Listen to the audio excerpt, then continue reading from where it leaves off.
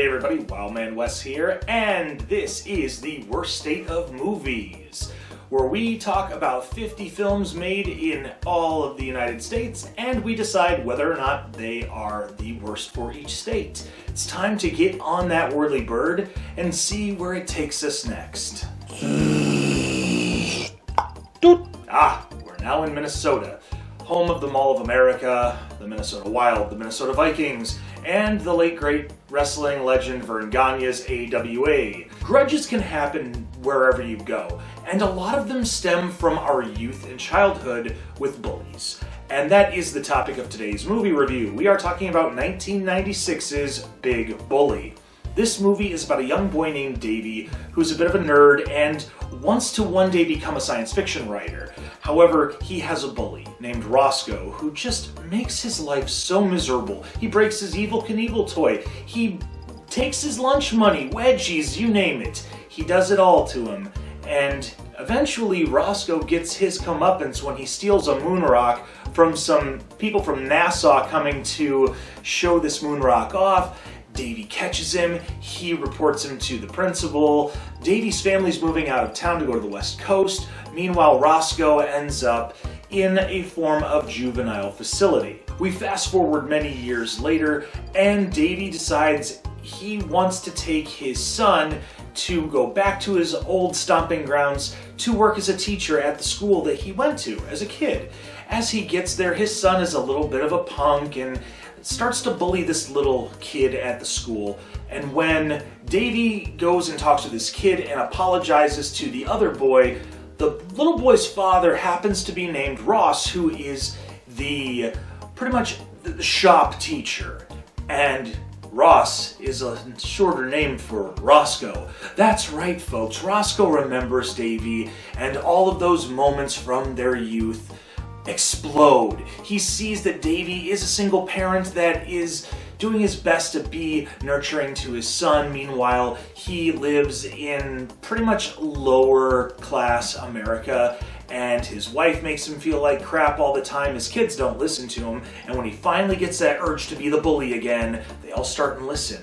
But meanwhile, Roscoe is pranking Davey every chance he gets until a big blow-up happens where their sons decide they're going to be friends, and they have to tell their parents, stop this madness, you're going too far, someone is going to get more than just hurt. Well, eventually Davey and Roscoe bury the hatchet. They become friends to a degree. Davey and his son move away, and he says to Roscoe they can come and visit anytime. Roscoe takes him up on that, where he takes the trailer and the family to go be around Davey and his son. That's the movie in a nutshell. There is a lot in this movie that is all over the place, especially when it comes to the antics of Davey and Roscoe in the whole shenanigans of the second act. We're going to talk about what I like and what I don't like about this film.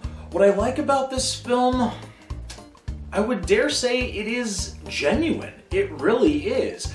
I understand that this is one of those movies that is supposed to be more towards the family friendly, but it does have that dark edge where a lot of slapstick violence can happen.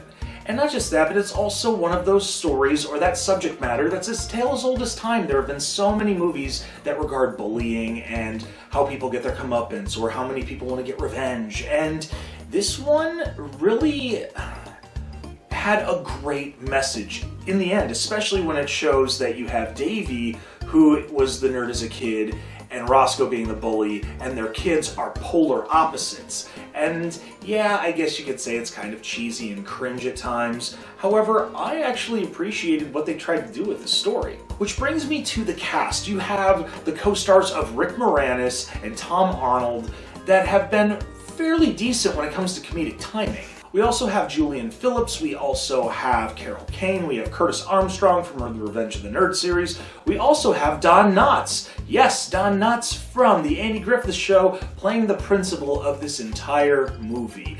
All around, the ensemble cast does a fairly decent job of keeping the attention of the audience. Yes, there are some moments that do tend to drag on a little bit, and that's going to go into what I don't like about this film.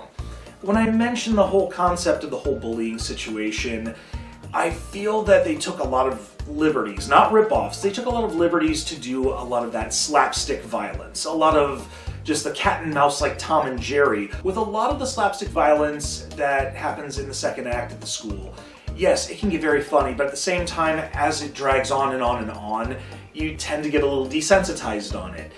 To the point where it's more, you're not laughing because you think it's funny, you're laughing because you feel a little bit uncomfortable.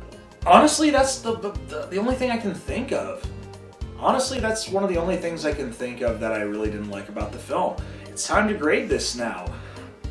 Looking over what I liked and what I didn't like, I also think of the concept of rewatchability. I remember watching this as a kid, vaguely. I don't really remember watching it. It was one of those Mandela effects that I was like, wait a minute, did this movie exist? Is this like one of those Sinbad movies where it was just, did that movie actually happen? No, this movie did happen. And rewatchability-wise, when I watched it, my attention span, it was, I would say, probably at least an 85%.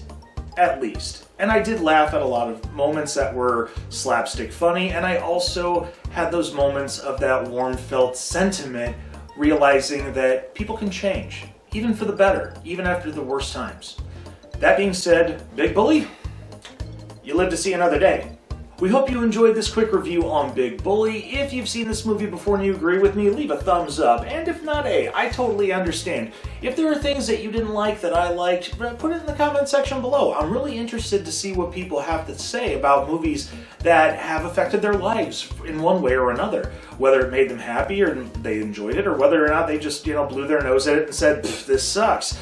So I'm very much interested. So please, put a comment in that section below. I'd like to have some conversations, because movies, they kind of play a big part in our lives.